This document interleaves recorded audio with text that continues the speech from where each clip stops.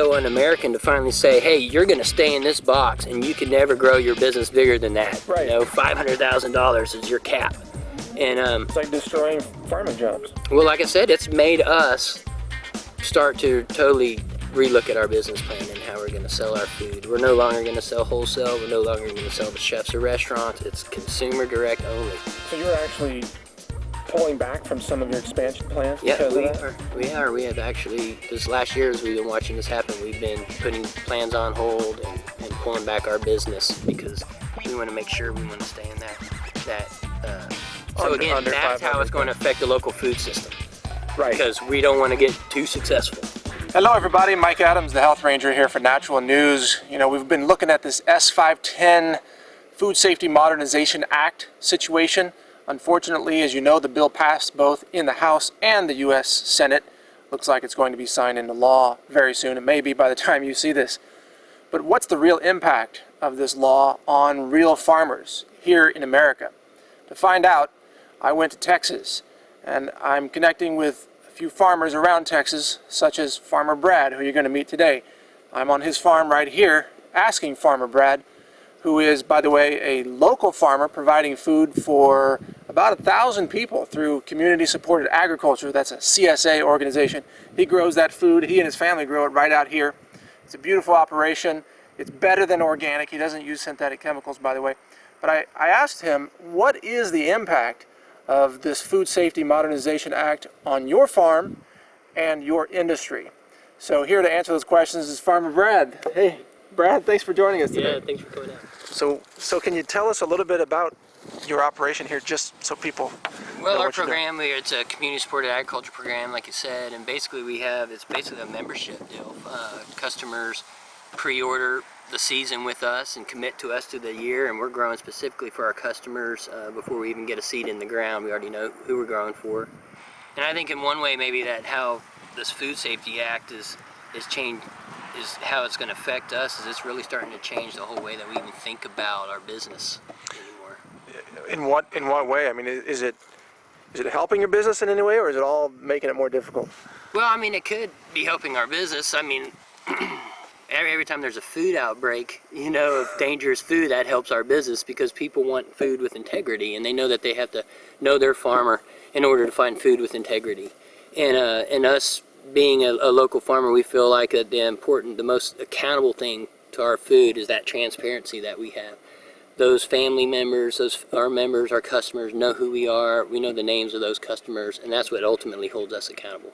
And even you being here today, and our members in general, we encourage them to be their own farm inspectors. For Right. them to come out here, for them to see what they're getting into, for them to understand the real impact on what buying local food does, not just for their health, but for their whole rural communities around them. But it seems like the federal government does not trust you and small local farmers. I mean, they want food to be more centralized and more controlled through federal oversight, it seems like. Well, yes, and now, unfortunately, the FDA, the last few years, has been very aggressive, very aggressive to small dairies and raw dairies and local food co-ops. And that scares us now. I think it's going to discourage people for getting into this type of business. I've been involved for a long time, especially here in Texas, in the whole organic food movement. And we're finally seeing young people wanting to come back into farming. Yeah. But this kind of a system is going to discourage that because, I mean, who would want to choose any kind of lifestyle or small business knowing that this aggressive FDA could unwarranted searches on your farm and your home and your records, and just to have that burden on your back every day, Right. is, I mean, who would want it? Who would want that kind of a business and burden on their shoulders? So I'm disappointed as we've been seeing this local food movement growing with large strength and numbers is now going to be, have that over their shoulders. Well, there are a lot of people who would say that the right to grow your own food without intervention is, some would describe it, some constitutional scholars might describe it as a natural law. Others might describe it as a God-given right or a natural-born right. How do you view the right to grow food and food freedom? Well, of course I do. I feel like it's one of the most basic rights. This is one of the reasons why we chose this, is because we wanted to live this lifestyle. We wanted to, our children to have the absolute best food that they could possibly have. And me being in a background in horticulture, I knew I could do something about that by growing food for my family and my children. But more even beyond that, I'm lucky and blessed enough that professionally I can make a living doing it, providing that same righteous food in my community. And it's that is, in our idea, life, liberty, and the pursuit of happiness. We are pursuing happiness here. We're not pursuing wealth. We're choosing a lifestyle and happiness. And to us, that's what the greatest reward is. Why would anyone want to work this hard, unless you enjoyed it? And that's the only thing that really motivates us. But again, something that, early in the 80s, this HACCP, hazardous analysis central control points, this was the very thing that started to put dairies and small meat processors and part of the community food system was already beginning to break down when they started this, creating burdensome paperwork for the farmer.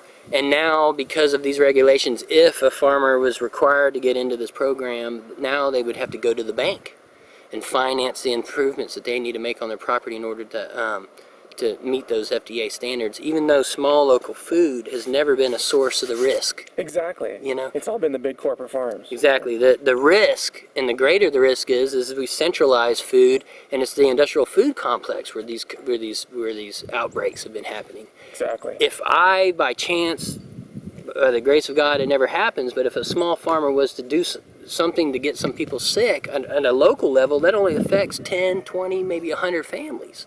But when we centralize things and we commingle all this food from everywhere else, and it's in shipping containers, and 2 weeks later you finally get it, it's going to get thousands of people sick. What do they say that a hamburger you buy out there, it could have meat from 20,000 different cows in it? You don't know. No, and it's got much more than even meat in it. I mean, you don't want to be a part of that. And again, people have the choice. Right now, people have the choice to get local and fresh food. But we are definitely going to see food prices go up because of this, because of the standards and the regulations and the more paperwork and the employees now and the burdensome, that expense will be passed on to the consumer. But what the whole ironic thing is that our food supply is larger and larger coming from overseas foreign supplies, and this doesn't regulate them whatsoever. Yeah, exactly. And a lot of that food is, of course, a lot more dangerous. They use more pesticides. They have fewer safety, not to say controls, but just processes. For example, you're more conscientious about your food than someone working for $3 a day in Chile picking food that's for export. Right. And we eat this food. Again, it goes back to our family. We're doing this for our health. And that's our first, after I harvest produce, I take it to my lab, which is our kitchen, and I add some, if we determine if it's safe and if it's edible, and then we would know right away, if there was anything wrong. That's accountability, and that's minimizing the risk. But, as domestic food prices are going up, it's now opening the door for foreign food to come in here on the market even more, and we are inspecting less than 3% of foreign food coming into our market. And and if the FDA doesn't have money or the manpower to inspect more foreign food coming into our country, they could just put tariffs on that food as it comes in to pay for those inspections in those labs. It's just, the answers are there, and without a doubt, the industrial food complex does need to be better regulated, and does need to be cleaned up, but we're not going to the source of the problem, and a lot of it is the production methods. Right, and just for the record, a lot of people think that this Food Safety Modernization Act exempts small farmers because they cite the Tester Amendment, but I don't think they know what's really written in there, because it's not an exemption. Small farms have to apply for exemption. You have to send a bunch of paperwork to Washington, and you have to be granted exemption. It's like slaves groveling at the feet of the king. Right, and the FDA still, even though that farm might be exempt, based on like 3 criteria, 275 miles distance, selling direct to consumers, and your gross sales not exceeding $500,000 a year. To me, that's so un-American to finally say, hey, you're going to stay in this box, and you can never grow your business bigger than that. Right. $500,000 is your cap. And it's like destroying farming jobs. Well, like I said, it's made us start to totally relook at our business plan and how we're going to sell our food. We're no longer going to sell wholesale. We're no longer going to sell to chefs or restaurants. It's consumer direct only. So you're actually pulling back from some of your expansion plans Yeah, because of we that? are. We are. We have actually, this last year as we've been watching this happen, we've been putting plans on hold and pulling back our business because we want to make sure we want to stay in that. So again, Under that's how 500, it's going to affect the local food system Right. because we don't want to get too successful. Wow, that is un-American. It's very un-American. That's anti-free market. It's anti-American. It's a violation of natural law. And again, we need the marketplace to rule. You know, I mean, if the consumers want to buy our food, you know, if they feel more confident in our spinach than the spinach that's being sold from, you know, California and mass producers, they need that. They need the right to make that choice. You know. Yes. And it needs to be available for them. Do you want to give out your web address or not? I don't know. You know, I'd love to. We want, and again, and I'm happy to do it more because I want our farm to be an inspiration to others, and that was our way of always giving back. Is, you know, we want to prove to small families and to business owners that they can do it. Right. That agriculture is a viable, you know, good business to get into, a rewarding business to get into, and that you can do it. You know, we're not. We didn't start with 3 or 4 generations of experience on our belt and a farm handed over to us. I mean, this is a new farm, a new beginning that's being proven that it can be done because we're financing it through our community support, you know, becoming members with our CSA. So we're proving that it can be done. And then again, at the same time, I'm thinking I need to sell, you know, make sure I get my mortgage paid off as quick as I can. Yeah. So, because one day I might not work this hard, you know, if they make it that hard. I know old farmers that are doing diversified vegetable farms like we're doing right now, and they're saying they're getting out. They're throwing in the towel. If this happens, we're going to see more small farmers get out of business. And when the average farmer right now is over 68 years old, and they're talking about, those farmers are talking about throwing in the towel because they won't have the time to, you know, to do all this burdensome paperwork. Right. So it will affect small farmers, even though we're exempt. It's going to affect us. So it's going to hit the food supply. So all these people all over the country buying local organic food from CSAs, they're going to see less supply, which means higher prices. They're going to be paying more for local food because there's less available. Well, and they'll see, and because, you know, local food still only supplies less than 1% of our food supply. Yeah. You know, so for that to be any kind of risk, you know, to our national food supply is just ridiculous.